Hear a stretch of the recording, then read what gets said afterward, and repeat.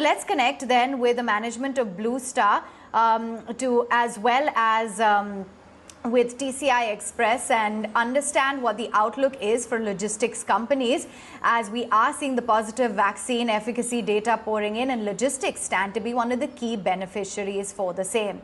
For now, we've got Mr. B Thiagarajan, Managing Director at BlueDart, joining in. Thank you so much for taking time out and being with us.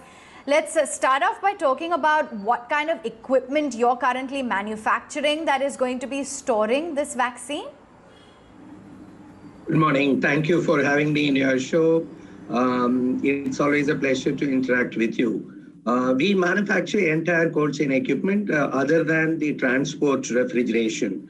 The equipment are deep freezers, ice-lined refrigerators, cold rooms, walk-in coolers, so on and so forth. We have been preparing for this moment right since June. We have mapped everything and we are ready to face any challenges that may arise.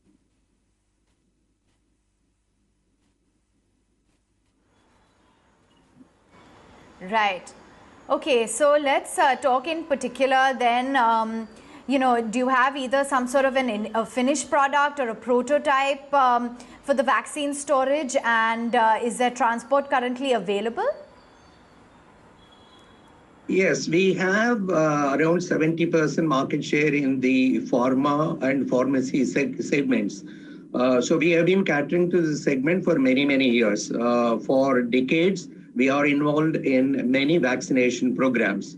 To put it in right perspective, I think India has got reasonably good infrastructure through the Universal Immunization Program, or UIP it is called.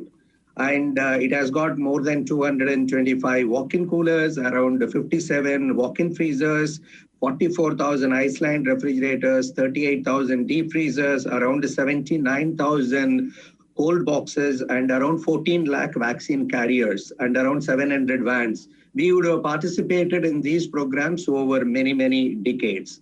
So right now, if I assess, the challenges are going to be around the temperature. I think many vaccines are going to be between 2 degrees and 8 degrees positive.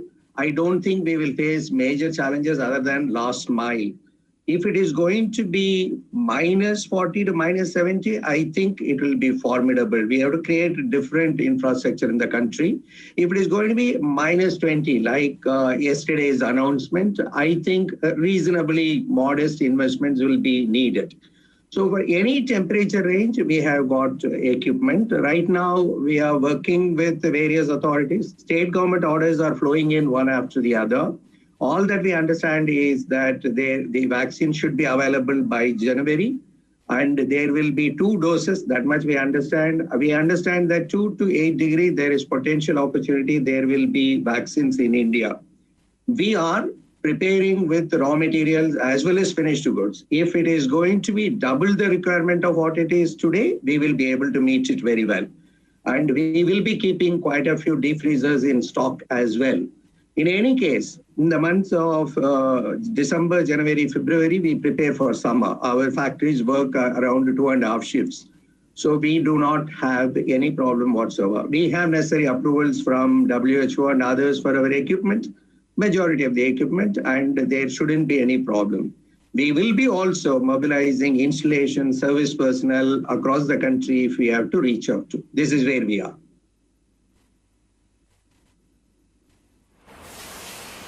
Good to hear that, Mr. Thiagarajan. Also, I don't know if you've already put the numbers to it. What could be the revenue potential you see from the vaccine play now coming to India? See, the state governments have been buying over the past few months, actually. From June onwards, many state governments have augmented this.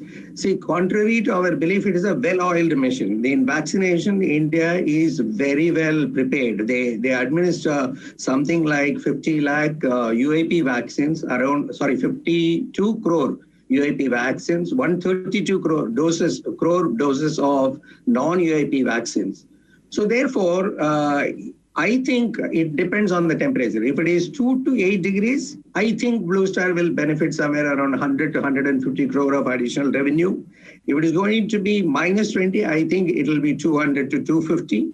If it is 40 to 70, I think it will be a huge investment. More than 3,000 crores may be needed. I don't think we will get there to that of minus 40 to minus 70.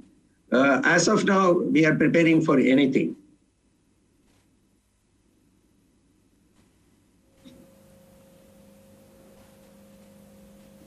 Okay, sure.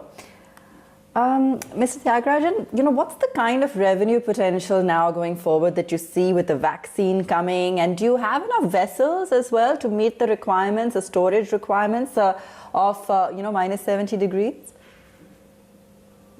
We have a certain technology, but I think in a short span of time, I don't think country can prepare itself for minus 70. You imagine the villages, how we have to reach out to so many places.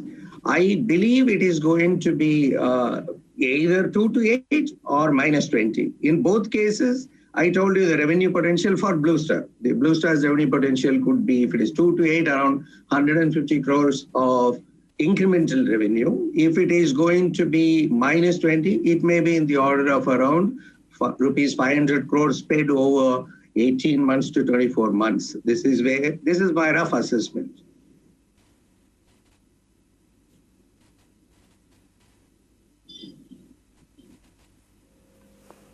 Sure.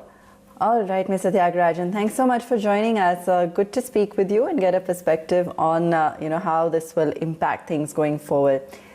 Chander Agarwal is also joining us, the MD at TCI Express. Mr. Agarwal, good morning and thanks for being with us. Now, will the vaccine, in how you're seeing things evolve, be administered in India on as large a scale as it would be in Western countries? So, what I understand is that the entire supply chain of the vaccine, some of the final blueprint has already been mapped out. And of course, we have a large population. So getting the vaccine to each individual will require like a substantial amount of supply chain management. And I think India is well poised to do that. What I have understood from all the government agencies, as well as like UNICEF and all of those institutions, that India is well poised. We do not see any much challenge coming up. Now, one big challenge would be that what I understand is when the summertime comes to India, if the vaccine is going to be 7 to 8 degrees, which the government is saying that it will require that temperature to be at, it will be a relatively smooth sailing situation. Although we should not say that the infrastructure that we have, the cold chain infrastructure that we have, is world class, but somehow I think it'll be possible to distribute it to all over India.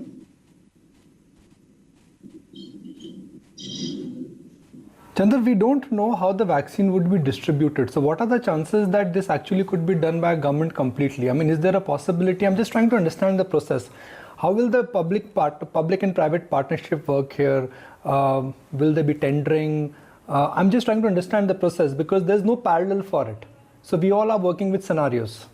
Right. So we have actually already we filled out the tender for some of the states in the country, and we have already been given the L1 contracts. I cannot name those states yet, or regions, I would say. But the thing is, it's quite simple. Like the government has really mapped it out well. Whichever service provider is able to cater to that particular region or pan-India gets the major chunk of business. Now, one interesting thing in this scenario is that the vaccine has to be distributed not just in the big cities, but it has to go all the way to the villages. It has to go all the way to smaller towns, A, B, C, and D towns. Now here, the government looks at the capability of the logistics company, whether you're able to do it or not. So if your ek company, you will pretty much be not in the equation because this is India. This is not the US or UK where people are going to be, or the government is going to be paying loads of money for transportation. So one thing is clear that all of the vaccines would move by road. We would not require like a crazy cold chain infrastructure because the temperature that will be maintained, which is established, will have to be 7 to 8 degrees. Okay. How large could this be as a business proposition for TCI Express? And wherever you are bidding for tenders and where you've had victories, will all the entire future vaccine transportation business be part of the listed entity? It will be, and I do not see a substantial investment required from our side. Even if it is, we have the balance sheet for that. What is required is the number of branches that you have in the location. So now we operate a non-franchise model. We have our own 900 branches, which caters to about almost 50,000 pickup and drop points. And so this essentially gives us that strength which other logistics companies don't have. Now, even if I have to establish a cold chain box in each of my offices, I'm giving the government 50,000 locations or rather 900 offices, or even better, 720 districts in India to cover the entire vaccination distribution. But the government will not give it to one company, what my understanding is. They'll have to distribute it in parts. And honestly, it would be foolish for any company to claim that they are doing the entire supply chain of the vaccine distribution. So I think in general, emphasis would be on the express road segment. And that is how the government is going to be going forward. They're not even talking about coastal shipping or rail cargo or anything else. So in your conversations with various state governments where you're interacting with, when will you give us the good news which will say TCI Express delivers the first cargo of vaccine? So nobody has given a timeline, when it's going to start, when it's going to end. It could start, maybe in December, who knows? Maybe it'll start in February, who knows? And there's no end line to it, and time period for it. It can go on for 3 years or 4 years. Our quest is to ensure stability of operations without any extra recurring costs and get the maximum benefit to our shareholders.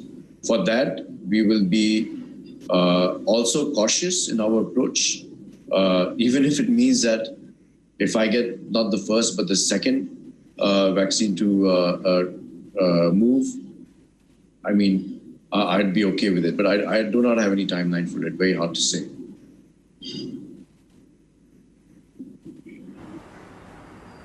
Mr. Agarwal, if you could just give us a sense as to what kind of volumes, what kind of business could be derived when and if we do see the vaccine make its way into India, because the numbers here would be huge.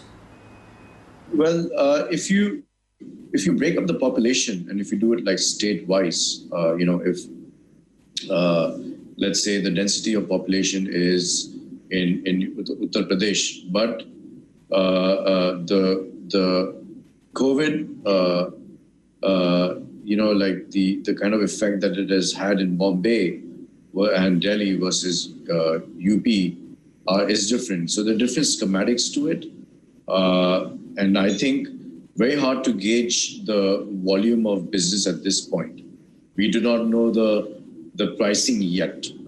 We do not understand that how, if the material is, if the vaccine is very expensive, then, it has to be done in a way, it has to be moved in a very cost-effective manner. So which means that obviously it cannot go by air cargo, it cannot go by rail, it has to move by road express. Now, looking at 1.5 billion population, very, very hard to gauge the volumes at this point to get an understanding. Possibly by December, I'll have a better idea.